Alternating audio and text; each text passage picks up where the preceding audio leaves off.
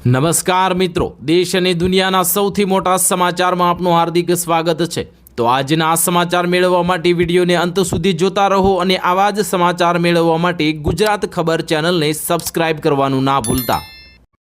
નમસ્કાર મિત્રો, સૌપ્રથમ સમાચારની વાત કરીએ તો એક ભૂલના કારણે અટકી શકે છે પ્રધાનમંત્રી કિસાન યોજનાનો 23મો હપ્તો। વિગતે વાત કરીએ તો પ્રધાનમંત્રી કિસાન સન્માન નિધિ યોજનાનો લાખો ખેડૂતો માટે મોટી રાહત માનવામાં આવે છે। 2000 રૂપિયાનો 4 મહિનાનો હપ્તો હવે ખેડૂતોને નાના ખેતી ખર્ચ પૂરા કરવામાં મદદ કરે છે। દેશભરના ખેડૂતો હવે 23મા હપ્તાની રાહ જોઈ રહ્યા છે। મિત્રો, જો કે નાની ભૂલને કારણે હવે ઘણીવાર ખેડૂતોના ખાતામાં પૈસા નથી આવતા। આ જ કારણ છે કે સરકાર ખેડૂતો તેમના દસ્તાવેજો અને માહિતી સચોટ રાખવાની સતત સલાહ આપી રહી છે। તેથી જો તમે પણ હવે પીએમ કિસાન યોજનાનો લાભ લઈ રહ્યા છો તો કેટલીક મહત્વપૂર્ણ બાબતો ધ્યાનમાં રાખવી મહત્વપૂર્ણ છે। અહેવાલો અનુસાર પ્રધાનમંત્રી કિસાન યોજનાનો હેઠળ હવે કેવાયસી ફરજિયાત બનાવવામાં આવ્યું છે। જે ખેડૂતોએ હજુ સુધી કેવાયસી પૂર્ણ કર્યું નથી તેમના 23મા હપ્તામાં વિલંબ થઈ શકે છે। સરકાર જણાવે છે કે આનાથી સાચા લાભાર્થીઓને ઓળખવામાં મદદ મળે છે અને ખેડૂતો સત્તાવાર પીએમ કિસાન વેબસાઇટ અથવા તો નજીકના એસએસસી સેન્ટર એટલે કે કોમન સર્વિસ સેન્ટરની મુલાકાત લઈને કેવાયસી પૂર્ણ કરી શકે છે। વધુમાં ઘણા ખેડૂતોના હપ્તામાં વિલંબ થાય છે કારણ કે તેમની ચકાસણી અધૂરી હોય છે। ત્યાર પછીના મહત્વના સમાચારની વાત કરીએ તો પ્રધાનમંત્રી મોદીએ વિદેશ પ્રવાસ ન કરવાની સલાહ આપી। વિગતે વાત કરીએ તો વડાપ્રધાન નરેન્દ્ર મોદીએ કહ્યું છે કે ઓછામાં ઓછા 1 વર્ષ સુધી વિદેશ યાત્રા ન કરવી। પશ્ચિમી એશિયામાં ચાલી રહેલા સંકટ વચ્ચે હવે રવિવારે હૈદરાબાદની રેલીમાં પ્રધાનમંત્રી મોદીએ આ વાત કહી છે। તેઓ રવિવારે હૈદરાબાદના પ્રવાસે પહોંચ્યા હતા, જ્યાં તેમણે અનેક ડેવલપમેન્ટ પ્રોજેક્ટ્સનું ઉદ્ઘાટન અને શિલાન્યાસ કર્યો હતો। વિદેશ યાત્રા ન કરવાની આ અપીલ જોવામાં અસામાન્ય લાગી શકે છે, પરંતુ તેની પાછળ છુપાયેલા આર્થિક અને રાજદ્વારી સંદેશ અત્યંત ગહન છે। મિત્રો, ભારતની પ્રવાસીઓને આજે દુનિયાના સૌથી વધુ ખર્ચ કરનારા પ્રવાસીઓમાં સામેલ છે। આંકડા મુજબ નાણાકીય વર્ષ 2023-24માં ભારતીયોએ આંતરરાષ્ટ્રીય પ્રવાસ પર અંદાજે 2.72 લાખ કરોડ રૂપિયા ખર્ચ્યા હતા। જો ભારતીયો 1 વર્ષ સુધી ઘરની બહાર ન નીકળે તો ગ્લોબલ ટુરિઝમ ઇન્ડસ્ટ્રીને સીધો 2.7 લાખ કરોડ રૂપિયાથી વધુનો ફટકો પડશે। થાઇલેન્ડમાં 13%, દુબઈ યુએઈ 10%, અમેરિકા 6% અને વિયેતનામ અને ઇન્ડોનેશિયા જેવા દેશની અર્થવ્યવસ્થાને સૌથી મોટો ઝટકો લાગશે, અને કારણ કે આ દેશો ભારતીય પ્રવાસીઓ પર ખૂબ નિર્ભર છે। ત્યાર પછીના મહત્વના સમાચારની વાત કરીએ તો 10થી વધુ રાજ્યોમાં એલર્ટ જાહેર કરવામાં આવ્યું। વાવાઝોડા સાથે વરસાદ તૂટી પડશે।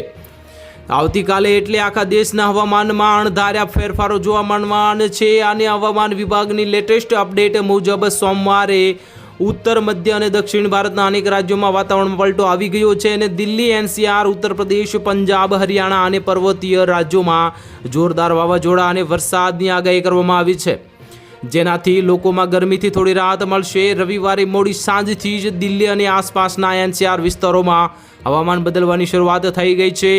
હવામાન વિભાગના જણાવ્યા અનુસાર મુજબ અહીં 40થી 60 કિલોમીટર પ્રતિ કલાકની ઝડપે પવન ફૂંકાઈ શકે અને સાથે હળવાથી મધ્યમ વરસાદ પડવાની પણ પૂરેપૂરી શક્યતા વ્યક્ત કરવામાં આવી છે।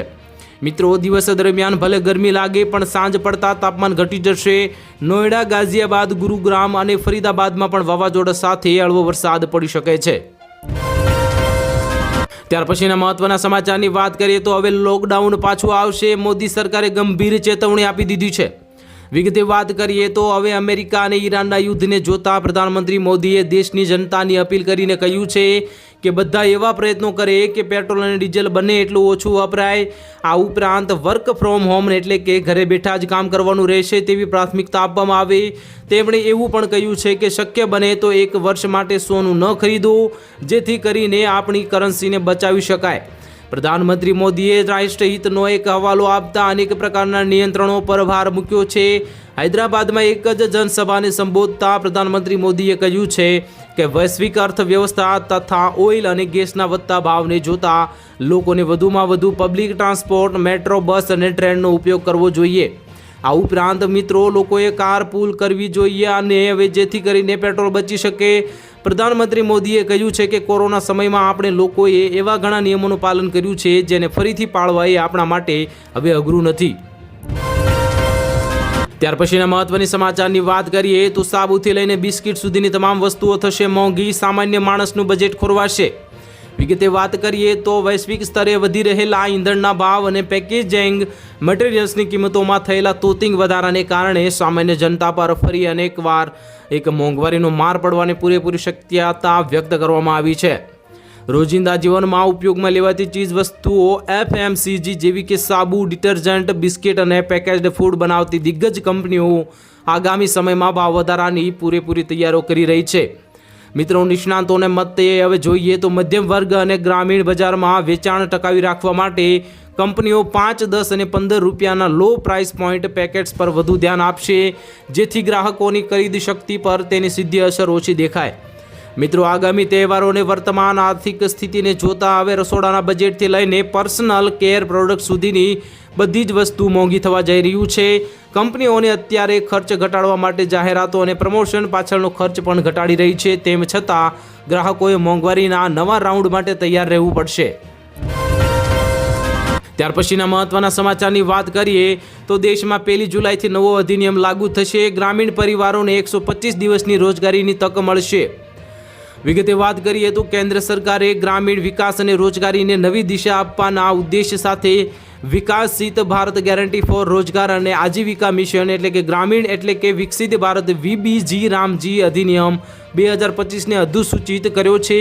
આ નવો કાયદો 1 જુલાઈ 2026થી દેશભરના ગ્રામીણ વિસ્તારોમાં લાગુ કરવામાં આવશે અને તેથી સાથે જ હવે મહાત્મા ગાંધી રાષ્ટ્રીય ગ્રામીણ રોજગારી ગેરંટી અધિનિયમ એટલે કે મનરેગા હતું જે 2005 હવે રદ કરવામાં આવશે. ત્યારબાદ અધિનિયમ હેઠળ રોજગારીની માંગ કરતા શ્રમિકોને નક્કી કરેલી સમય મર્યાદામાં કામ ઉપલબ્ધ કરાવવું ફરજિયાત રહેશે. મિત્રો, નિર્ધારિત સમયમાં કામ ન મળવા પર શ્રમિકો બેરોજગારી ભથ્થા માટે પણ પાત્ર ગણાશે. સરકારે વેતન ચૂકવણીની વ્યવસ્થાને પણ વધુ પારદર્શક અને સમયબદ્ધ બનાવવાનો દાવો કર્યો છે. વેતનની ચૂકવણી ડાયરેક્ટ બેનિફિટ ટ્રાન્સફર એટલે કે DBT દ્વારા સીધા બેંક ખાતામાં પોસ્ટ ઓફિસના ખાતામાં જમા કરવામાં આવશે. મસ્ટર રોલ બંધ થવાના 15 દિવસની અંદર ચૂકવણી ન થવા પર શ્રમિકોને વિલંબ વળતર પણ આપવામાં આવશે. ત્યાર પછીના મહત્વના સમાચારની વાત કરીએ તો LPG સિલિન્ડર ડિલિવરીમાં મોટા ફેરફાર કરવામાં આવશે. કંપનીઓએ જાહેર કર્યું મોટું એલર્ટ. વિગતે વાત કરીએ તો દેશભરમાં LPG ગેસ સિલિન્ડરની ડિલિવરી પ્રક્રિયામાં હવે મહત્વપૂર્ણ ફેરફાર અમલમાં મૂકવામાં આવ્યો છે. હિન્દુસ્તાન પેટ્રોલિયમ ગેસ, ઇન્ડેન અને ભારત ગેસ જેવી સરકારી તેલ માર્કેટિંગ કંપનીઓએ ગ્રાહકોની સુરક્ષા વધારવા માટે DAC એટલે કે ડિલિવરી ઓથેન્ટિકેશન કોડ સિસ્ટમ શરૂ કરી દીધી છે. વધતી સાયબર ઠગાઈ અને ખોટી ડિલિવરીની ફરિયાદોને ધ્યાનમાં રાખીને આ નવી વ્યવસ્થા લાગુ કરવામાં આવી છે. DAC કોડ એટલે કે એક પ્રકારનો સિક્યુરિટી OTP છે જે ગ્રાહકે ગેસ સિલિન્ડર બુક કરાવ્યા બાદ તેના રજિસ્ટર્ડ મોબાઈલ નંબર પર મોકલવામાં આવે છે. જ્યારે ડિલિવરી બોય સિલિન્ડર લઈને ગ્રાહકના ઘરે પહોંચે ત્યારે જે ગ્રાહકોને આ કોડ જણાવવાનો રહેશે અને એટલે કે OTP આપવાનો રહેશે. કોડ વેરીફાઈ થયા બાદ જ ડિલિવરી પૂર્ણ ગણાશે. આ સિસ્ટમનો મુખ્ય હેતુ એ છે કે ગેસ સિલિન્ડર યોગ્ય ગ્રાહક સુધી જ પહોંચે અને કાળાબજારી રોકી શકાય અને અન્ય કોઈ વ્યક્તિ ગ્રાહકના નામે ડિલિવરી સ્વીકાર ન કરી શકે. સાથે જ ડિલિવરી પ્રક્રિયામાં ડિજિટલ ટ્રેકિંગ અને ઓથેન્ટિકેશન વધારવાની કંપનીઓને પણ કામગીરી વધુ પારદર્શક રીતે સંચાલિત કરવામાં મદદ મળશે. ત્યાર પછીના મહત્વના સમાચારની વાત કરીએ તો ખાદ્ય તેલનો ઓછો વપરાશ કરવાની પ્રધાનમંત્રી મોદીએ નાગરિકોને કરી અપીલ. વિગતે વાત કરીએ તો વડાપ્રધાન નરેન્દ્ર મોદીએ દેશના અર્થતંત્રને મજબૂત કરવા અને વિદેશી હુંડિયામણ બચાવવા માટે દેશવાસીઓને એક મહત્વપૂર્ણ અપીલ કરી છે. તેમણે લોકોને રસોઈમાં ખાદ્ય તેલનો વપરાશ 10% ઘટાડવા, 1 વર્ષ સુધી સોનાના દાગીના ન ખરીદવા અને વિદેશી વસ્તુઓનો મોહ છોડીને સ્વદેશી વસ્તુઓ અપનાવવાની વિનંતી કરી છે. પ્રધાનમંત્રી મોદીએ જણાવ્યું હતું કે આજના સમયમાં રોજિંદા જીવનમાં આ નાના ફેરફારો કરીને આપણે રાષ્ટ્રની સેવામાં મોટું યોગદાન આપી શકીએ છીએ. પ્રધાનમંત્રી મોદીએ એક કાર્યક્રમમાં વાતચીત કરતા સમજાવ્યું છે કે આપણે જે ખાદ્ય તેલ અને સોનું વિદેશથી મંગાવીએ છીએ તેના પાછળ દેશનું ઘણું મોટું વિદેશી ચલણ ખર્ચાઈ રહ્યું છે. તેમણે કહ્યું છે કે મિત્રો, 1 વર્ષ માટે સોનાના દાગીના ન ખરીદો અને ખાદ્ય તેલ માટે પણ આવું જ છે. જો દરેક પરિવાર પોતાના રોજના વપરાશમાં રસોઈ તેલનું પ્રમાણ માત્ર 10% ઘટાડી દે તો તે સાચા અર્થમાં દેશભક્તિનું જ કામ ગણાશે. વધુમાં તેમણે ઉમેર્યું છે કે તેલ ઓછું ખાવાથી રાષ્ટ્રની તિજોરીની સાથે સાથે પરિવારના દરેક સભ્યનું સ્વાસ્થ્ય પણ સારું રહે છે અને આ સ્વાસ્થ્ય આપણે એકસાથે રાષ્ટ્ર અને શરીર બંનેની સેવા સાથે જ કરી શકીશું. ત્યાર પછીના મહત્વના સમાચારની વાત કરીએ તો ગરમી વચ્ચે ગ્રાહકોને વધુ એક ડામ, પીએનજી અને સીએનજીના ભાવમાં કરી શકાય છે મોટો ફરી વધારો.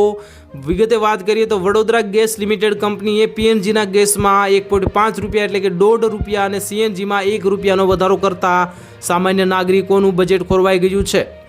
મિત્રો, 5 મહિનામાં બીજી વખત આ વધારાના પગલે પીએનજી કનેક્શન ધારકોને વધુ બિલ ચૂકવવાનો વારો આવતા લોકોમાં નારાજગી પણ જોવા મળી છે. પીએનજી કનેક્શન ધરાવતા 3 લાખથી વધુ ગેસ ગ્રાહકોને મોંઘવારીનો માર સહન કરવાનો વારો આવ્યો છે. વડોદરા ગેસ લિમિટેડ કંપનીએ પીએનજી ગેસમાં 1.50 અને સીએનજીમાં ₹1નો વધારો કરતા સીએનજીના નવા ભાવ પ્રતિ કિલોએ ₹83.95 થયો છે, જ્યારે પાઇપલાઇનથી ઘરે પહોંચાડતા ગેસનો ભાવ વધીને ₹51.74 થયો છે, જેના કારણે હવે સામાન્ય નાગરિકના ઘરગથ્થુ બજેટ અને પરિવહન ખર્ચમાં પણ નોંધપાત્ર વધારો થયો છે. તાજેતરમાં વર્ષોમાં વડોદરા ગેસ લિમિટેડે તેના ગેસ પાઇપના નેટવર્કનો વ્યાપ પણ મોટા પ્રમાણમાં વધારી દીધો છે. અગાઉ 2.82 લાખ ગ્રાહકો વધીને 3 લાખથી વધુ થઈ ગયા છે. જેમ ગ્રાહકોની સંખ્યા વધી છે તેમ ભાવમાં પણ સતત વધારો થતાં ગ્રાહકોને પોતાનો વિરોધ પણ નોંધાવી રહ્યા છે.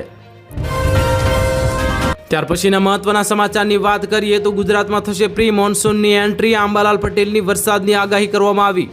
વિગતે વાત કરીએ તો ગુજરાતમાં હજુ સત્તાવાર ચોમાસાની સમય છે, પરંતુ તે પહેલાં જ રાજ્યમાં પ્રી મોન્સૂન એક્ટિવિટી સક્રિય થવાની સંભાવના વ્યક્ત કરવામાં આવી છે. જાણીતા હવામાન નિષ્ણાત આંબાલાલ પટેલ અને ગુજરાતના બાબા ભેંગા તરીકે ઓળખાતા આંબાલાલ પટેલની નવી આગાહી મુજબ મે મહિનાના મધ્ય ભાગ બાદ ગુજરાતના હવામાનમાં નોંધપાત્ર પલટો આવી શકે છે. મિત્રો, બિસ્તરા પોટલા બાંધવાની પૂરેપૂરી તૈયારી કરી લેજો. રાજ્યના અનેક વિસ્તારોમાં વાદળછાયું વાતાવરણ, ભારે પવન અને છૂટાછવાયા વરસાદની જ શક્યતા વ્યક્ત કરવામાં આવી છે. અંબાલાલ પટેલના જણાવ્યા અનુસાર આજથી જ પશ્ચિમી વિક્ષોભની અસર ઉત્તર ભારતના હવામાન પર જોવા મળી શકે છે. 10 અને 11 મેના દરમિયાન ઉત્તર ભારતના પહાડી વિસ્તારોમાં હિમવર્ષા થવાની પૂરેપૂરી શક્યતા વ્યક્ત કરવામાં આવી છે, જ્યારે 14 મે સુધી ઉત્તર ભારતના હવામાનમાં મોટો ફેરફાર થઈ શકે છે. મિત્રો, જો કે ગુજરાત માટે આગામી થોડા દિવસો હજુ પણ ભારે ગરમીવાળા રહેશે. તેમણે આગાહી કરી છે કે 11 બાદ રાજ્યના અનેક ભાગોમાં ગરમી વધુ આકરી બની શકે છે અને ઉત્તર ગુજરાત અને મધ્ય ગુજરાતના કેટલાક વિસ્તારોમાં તાપમાન 43 ડિગ્રીથી 45 ડિગ્રી સેલ્સિયસ સુધી પહોંચી શકે છે. ખાસ કરીને અમદાવાદ, પંચમહાલ અને આસપાસના વિસ્તારોમાં ગરમીનો પ્રકોપ વધવાની શક્યતા દર્શાવવામાં આવી છે.